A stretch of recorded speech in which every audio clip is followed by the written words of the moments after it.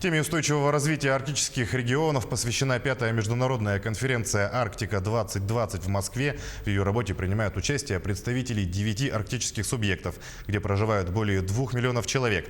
Центральной темой первого дня стали вопросы развития предпринимательского сектора, создания условий для привлечения инвестиций и комфортной городской среды в условиях Крайнего Севера и Заполярья. Подробности у нашего московского корреспондента Максима Кардозу.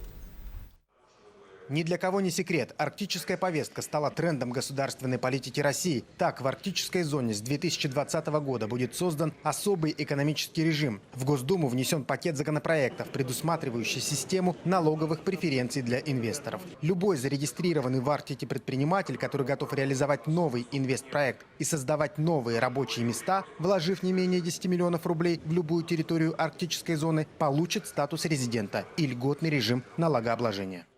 НДПИ для новых нефтяных провинций в Восточной Арктике, это север Красноярского края, Чукотки и Якутии, составит 0 в течение 12 лет и будет поэтапно увеличиваться с 2013 по 2017 год промышленной добычи.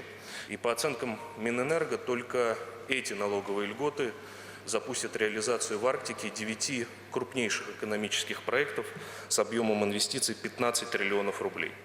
Было также озвучено, что Миндальвостокразвитие поддержит пилотный проект по созданию сети торгово-логистических центров в Якутии для обеспечения северного завоза, а также поддержку получит Северо-Восточный федеральный университет как Институт развития Восточной Арктики. Мы должны начинать с науки. Александр Викторович в своем докладе сказал о том, что Северо-Восточный университет – это научный центр для Восточной Арктики. Арктики, на которую сегодня сделана ставка во всем нашем российском великом государстве, надо 2 научно-образовательных центра как минимум. Только наши передовые технологии в области техники, технологий, живых систем могут позволить нам правильно, грамотно, бережливо вернуться к возрождению Арктики. Новая государственная арктическая стратегия до 2035 года предполагает и прорыв в области технологий. На выставке конференции «Арктика-2020» впервые был представлен арктический беспилотник SEA Drone MG.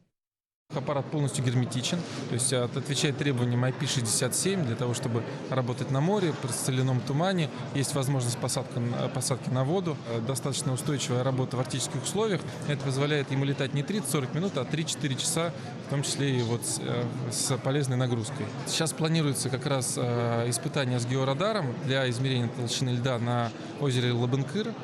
Отметим, что Россия с 2021 по 2023 годы будет председательствовать в Арктическом совете. В этот период будет уделяться внимание устойчивому развитию арктических территорий с акцентом на региональные инициативы. Туяра Константинова, Виктор Олесов, Максим Кардозу, Москва.